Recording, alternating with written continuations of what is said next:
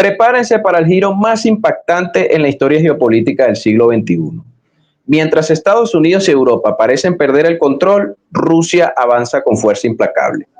En 2023, Burkina Faso echó a las tropas francesas tras más de 100 años de presencia colonial. Y en 2024, Níger y Mali siguen el mismo camino, rompiendo con el pasado y alineándose con Moscú. Esto no es casualidad, esto es una revolución en marcha. Y en la cumbre de Rusia-África en San Petersburgo, casi medio centenar de países africanos se reunieron para sellar alianzas que rompen con la vieja lógica occidental. No más ayuda condicionada ni amenazas, solo acuerdos igualitarios con respeto y soberanía en el centro. La transformación es profunda y los resultados ya se sienten. ¿Quieres saber cómo? Pues esto apenas comienza. Y es que África le dice adiós a la dominación colonial. En las calles de Bamako, de Ouagadougou y de Niamey ya no ondean las banderas francesas. Ahora lucen símbolos rusos, colores rojos, azules y blancos y retratos de Putin ondeando entre manifestantes que claman independencia real. Y es que la expulsión de las tropas occidentales es un hecho y África mira hacia Moscú con esperanza y determinación. Y esto es un fenómeno, mis amigos. No lo tomemos como una conducta caprichosa. Es la consecuencia de décadas de saqueo, de humillación, de dependencia. Y aquí la memoria histórica pesa. Y ahora los países africanos la ven a Rusia como una verdadera aliada frente a los viejos conquistadores. Porque la Unión Soviética y Rusia siempre apoyaron las luchas anticoloniales, mientras Europa se repartía África como un botín de guerra. Rodney Carlis, que es un ícono de la lucha anti-apartheid en Sudáfrica, lo dejó claro, citado por el medio ruso Sputnik. Los países del continente negro están deshaciendo los lazos con los conquistadores, incluyendo Estados Unidos y Europa. La resistencia es imparable. También añadió que en cada rincón que se insubordina se ondean banderas rojas, la de la Unión Soviética, la de Rusia, porque ambos apoyaron a los pueblos oprimidos.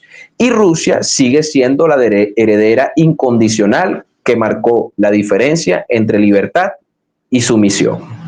Palabras claras de este dirigente africano, porque tenemos que recordar que lo que se llamó los procesos de descolonización en la década de 1960, durante el siglo XX, que se ondeó la bandera del panafricanismo, que era la unidad de todas las naciones del continente africano por medio de la lucha en contra del colonialismo. A final del día terminaron en una mediatización de esas independencias. Es decir, formalmente se convirtieron en naciones con soberanía, pero en la realidad seguían subordinadas a los lineamientos de las antiguas metrópolis.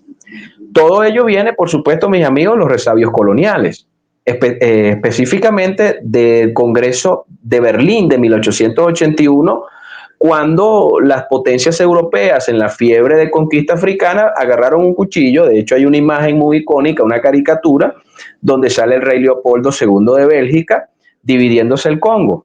Y las potencias europeas decían prácticamente así: bueno, corta esta montañita por allá, corta este río por aquí, dame aquella sabana. Y así se repartieron África.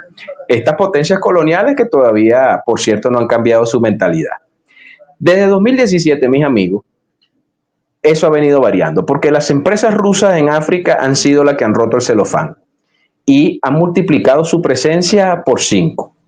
Y ahora, en 2024, es decir, el año pasado, casi todos los países africanos que participaron en la cumbre firmaron más de 300 memorandos de entendimiento, sumando una serie de ámbitos: energía nuclear, seguridad alimentaria, entrenamiento militar, telecomunicaciones, comercio.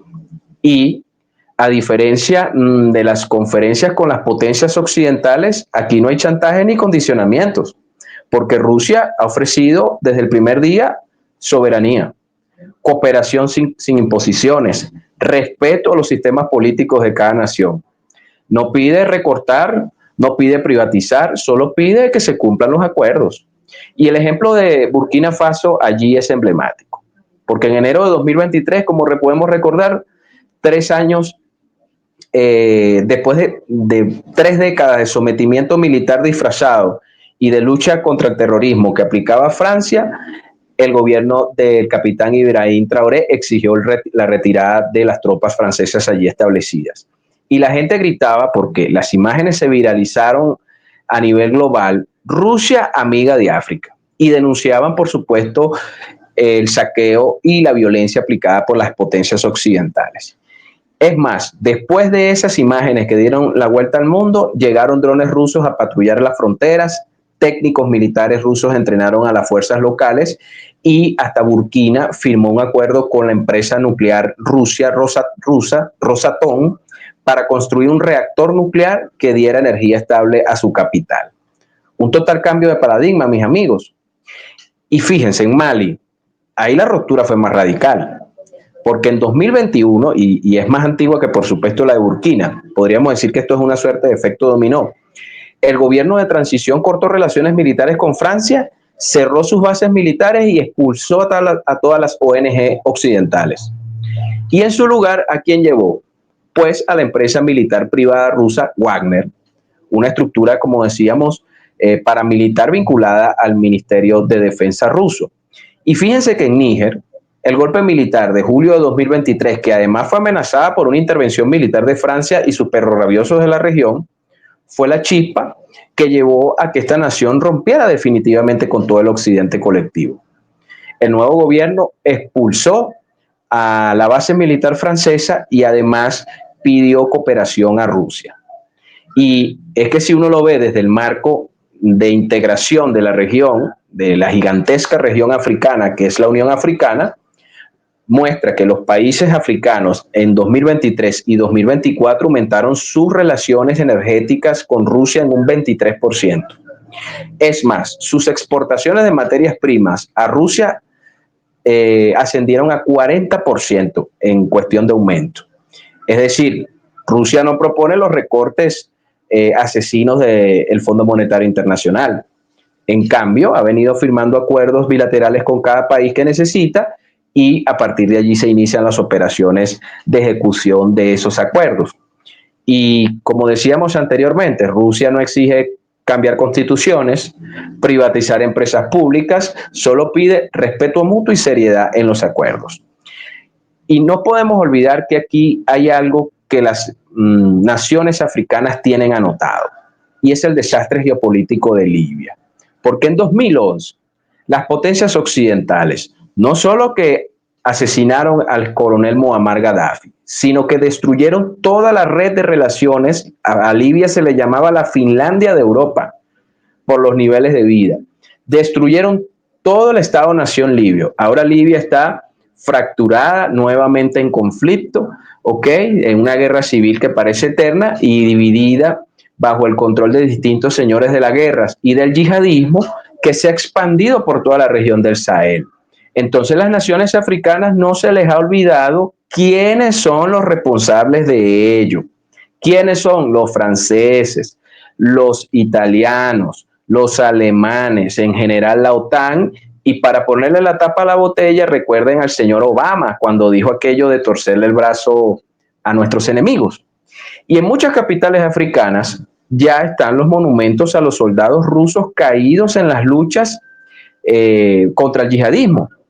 Vamos a poner un ejemplo. En Addis Abeba, en Etiopía, en 2023, se inauguró una biblioteca con archivos desclasificados de cómo la Unión Soviética ayudó en la guerra contra Italia, que en ese momento no se decía Etiopía, se decía Abisinia, que fue agredida por Italia en 1933. Porque aquí hay muchos que se les olvida su pasado colonial. Aquí todos estos países europeos tienen, como dirían en buen lenguaje, el rabo de paja, recordando a Bélgica y los famosos crímenes y genocidios que cometió el rey Leopoldo en el Congo, en Ruanda, en Burundi, o Italia en Abisinia, y ni hablar de los ingleses y los franceses, que deberían de estar todos presos por la Corte Penal Internacional. Sin embargo, la Corte Penal Internacional juzga a criminales africanos, es decir, a los países del tercer mundo. Y bien, en Angola, revivieron el documental Kalashnikov y Libertad, que relata el papel que jugaron los asesores soviéticos en la victoria sobre el colonialismo portugués. Y en Sudáfrica también se ha vuelto a destacar cómo Rusia apoyó la lucha de Mandela. Y así revisaremos país por país y tendríamos que tener 3 o 4 informes más para detallarlos. ¿Ok? Y volviendo al dirigente sudafricano Carris, dejó claro que esto es un punto importante y lo vamos a citar textual. Abrimos comillas. El avance ruso en África tiene raíces profundas. Tras la caída de la Unión Soviética, Occidente trató de desintegrar a Rusia, pero resistió y volvió a ser un protector de los pueblos oprimidos. Fin de la cita. Y la humillación occidental, mis amigos, en África no tiene precedentes, porque en agosto de 2023 el ex canciller francés Jean-Yves Le Drian admitió en secreto que la influencia francesa en África subsahariana ha llegado a su fin. Y las misiones en Mali y Burkina Faso son la muestra de ello. Se vieron obligadas a evacuar esos territorios, lo que significa que este es el comienzo de un nuevo orden multipolar en África. Esto fue una producción de Geomatrix. Habló para ustedes Fran Gil.